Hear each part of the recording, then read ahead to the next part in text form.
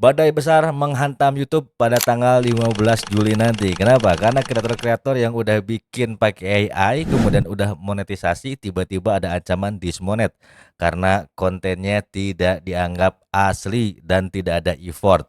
Lalu bagaimana menyikapinya kalau lo udah bikin konten kemudian juga grow subscribernya bagus dan bahkan lo udah benar-benar invest duit di sana juga, terus tiba-tiba nggak dapat duit lagi. Aduh, pusing dong. Mari kita bahas di sini apa aja solusinya dan gua akan bedah sangat dalam sekali supaya lo bisa tetap berkarir di YouTube. Assalamualaikum warahmatullahi wabarakatuh. Baru aja gua scroll-scroll di Instagram, ternyata YouTube mengambil sebuah kebijakan. Ternyata terlalu banyak konten AI yang berseliweran, pada akhirnya mereka mau melakukan dismonetisasi atau bahkan sudah memberitahu bagi kreator-kreator yang menggunakan AI itu tidak bisa dimonetisasi. Lalu bagaimana nih istilahnya kita harus menyikapi semua ini? Sebelumnya gue bahas dulu, adanya AI ini sebenarnya bisa ngebantu banget ya bagi kreator-kreator yang malu tampil wajah, malu untuk ngomong, tinggal posting doang, dan kemudian kita tinggal bikin SEO yang bagus dan juga sedikit modifikasi. Tapi nyatanya lo tahu sendiri kan, kalau di kita tuh ada yang viral dikit, dicomot videonya, FOMO, kemudian di re-upload. Dan ini yang menjadi masalah utama adalah ketika semakin banyaknya AI yang re-upload tanpa effort dan kemudian juga akan membuat YouTube sendiri terdegradasi nanti si kredibilitasnya. Sementara YouTube ini platform yang besar dan kemudian juga banyak orang-orang expert di sini. Nah, si YouTube ini mulai nih mengkaji sehingga konten-konten yang no effort, kemudian tidak ada suara dan juga mungkin hanya sedikit editing, gambar-gambar doang, ada kemungkinan tuh bakal kena dismonetisasi. Lalu apa aja sih yang harus lo persiapin ketika menghadapi kebijakan ini? Yang paling pertama adalah sekarang udah waktunya membangun personal branding. Tapi kan gue malu nih untuk bangun channel dengan tampil wajah dan juga untuk ngomong di depan kamera karena gue nggak tahu harus mulai dari mana. Oke, kita bakalan bahas dulu yang namanya apa itu sih personal branding menurut salah seorang ahli. Gue akan ambil salah satu pendapat dari Peter Montoya yang mengatakan bahwa personal branding adalah seni dalam menarik dan memelihara banyak klien dengan cara membentuk persepsi publik secara aktif. Jadi intinya personal branding itu bukan sekedar tentang apa yang lo lakuin, tapi gimana caranya orang lain memandang dan merasakan kehadiran lo semua.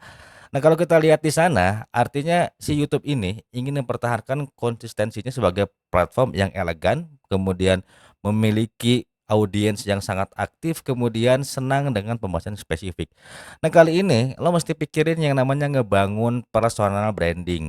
Lalu gimana sih kan tahapannya, banyak orang yang ngomongin soal personal branding tapi tetap sulit gua terapkan. Ketika gua malu ngomong depan kamera, ketika gua nggak bisa ngomong di depan kamera dan gua ngerasa jijik ngelihat muka dan dengar suara gua sendiri. Oke, kita bahas step yang paling pertama.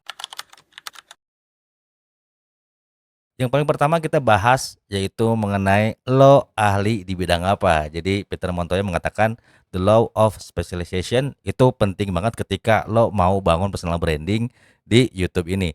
Nah, kalau lo ngerasa gua tuh nggak bisa ngomong, Kang, gua jijik dengar suara sendiri dan gua nggak ngerasa pede, geli lihat muka gua. Sebenarnya bukan geli sih guys. Kalau menurut gua lo cuman nggak tahu harus ngomongin soal apa, ya nggak?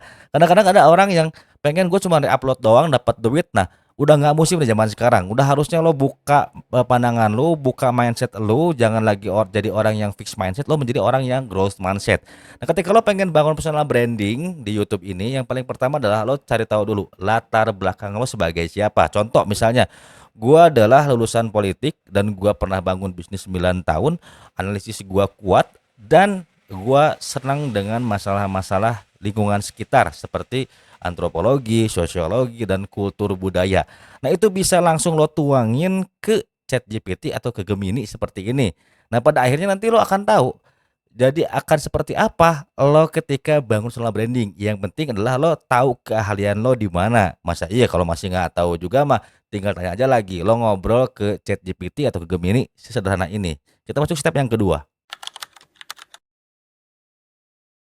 Banyak orang yang ngomong, "Lu tuh mesti jadi otentik, lu tuh mesti jadi orang yang asli."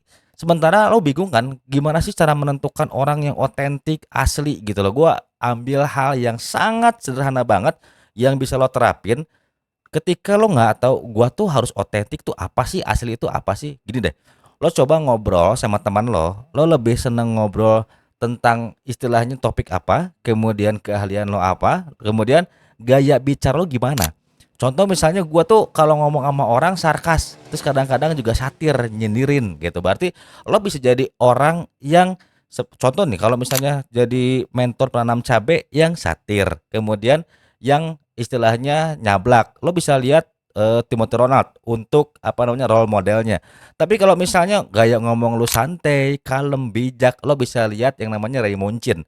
Nah ini bisa jadi salah satu tolok ukur ketika lo nggak tahu harus menjadi otentik.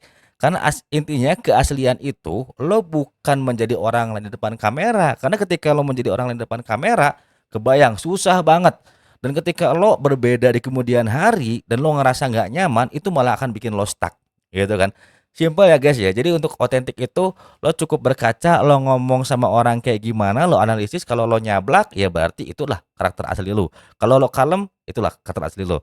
Jadi istilahnya ada role modelnya ya. Si bijak ada di Raymond Chin, kemudian juga yang satir ada di Timothy Ronald. Dan kemudian misalnya kalau mau yang humor, lo bisa lihat Keanu, lo bisa lihat Momangosa, itu yang paling sederhana sekali. Kita bahas step yang berikutnya.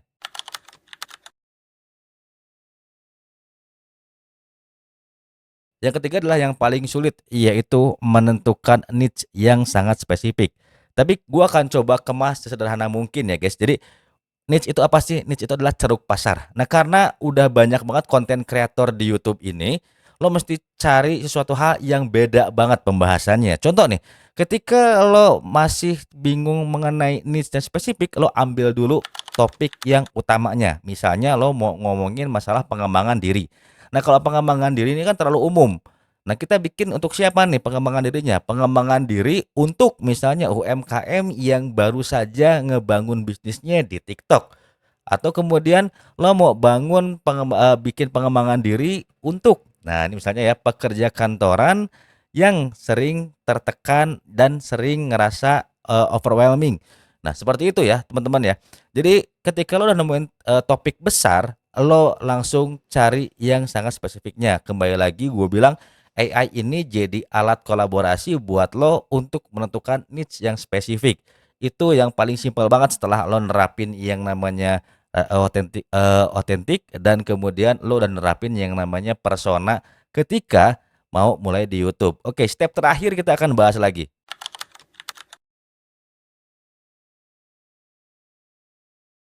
Ini adalah faktor utama dan penentu. Jadi lo mesti tentuin goals lu tuh mau kemana. Kalau goals lu misalnya mau jualan produk digital, berarti lo harus bangun dari awal. Spesialisasinya misalnya lo apa namanya orang yang jago ngomongin self development untuk, nah tadi ya gue udah bahas ya, untuk pekerja misalnya lo mau jadi orang yang humoris, bijak ataupun satir. Nah ini hasil akhirnya apa nih? Jadi hasil akhirnya adalah misalnya lo mau jualan worksheet untuk misalnya para pekerja yang sedang mengembangkan diri untuk membangun skill-skill baru. Nah, ini akan dibangun dengan akan terbangun dengan sendirinya ketika lo topiknya konsisten gitu ya. Jadi konsisten ini berapa banyak sih videonya? Kalau pengalaman gue konsisten itu ya selamanya. Tapi yang jelas gue lagi bangun akun baru sekarang itu di 100 konten pertama gue akan bahas mengenai topik yang serupa dan kemudian dibahas lebih mendalam. Nah makanya di yang nomor satu tadi ada yang namanya hukum spesialisasi. Jadi lo mesti ahli banget di bidangnya. Jadi ahli banget itu bukan berarti lo tuh harus jago dan sebagainya. Lo minimal punya pengetahuan sedikit lebih dalam daripada para pemula gitu ya. Jadi itulah hal yang bisa lo lakuin ketika YouTube menerapkan kebijakan ini. Tetapi dia juga tidak menutup kemungkinan masih bisa menerima AI asalkan satu, editing lo ada effort. Yang keduanya lo masukin suara lo. Kenapa sih harus seperti itu? Karena yang jelas nilai otentik lo itu akan terlihat ketika suara lo ada gitu. Karena suara ini akan menunjukkan bahwa konten ini punya lo gitu loh. Kalau misalnya lo cuma re-upload doang ya YouTube mana tahu ini punya siapa gitu. Karena dia tahu.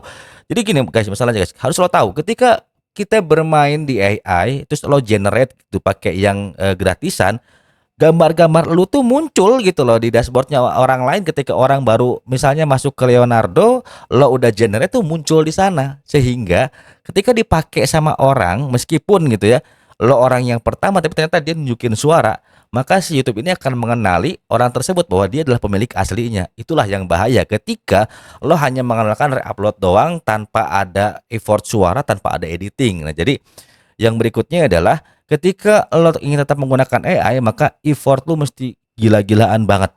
Dan gua rasa ketika zaman sekarang lo bangun bisnis, kemudian lo kemudian hari pengen ada pendapatan lebih, muka lo lah yang harus diinvestasiin.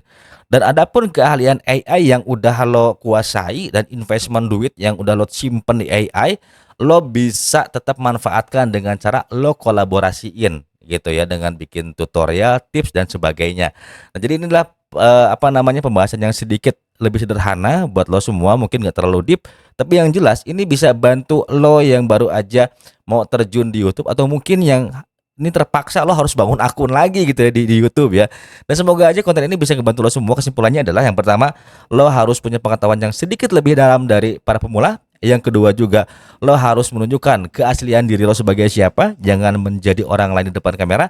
Yang berikutnya, lo perlu menentukan topik yang sangat spesifik dengan cara menentukan topik utama dulu, baru lo bedah lebih dalam. Yang berikutnya adalah lo harus punya tujuan yang jelas ingin menjadi siapa. Nah, kalau bingung, lo tetap langsung bisa gunakan yang namanya artificial intelligence untuk melakukan brainstorming. Oke, jadi ini adalah sebagian kecil yang bisa gue bagiin ke lo semua. Dan ketika lo ada pertanyaan atau mungkin dibahas lebih dalam, silahkan drop di kolom komentar. See you in the next video. Wassalamualaikum warahmatullahi wabarakatuh.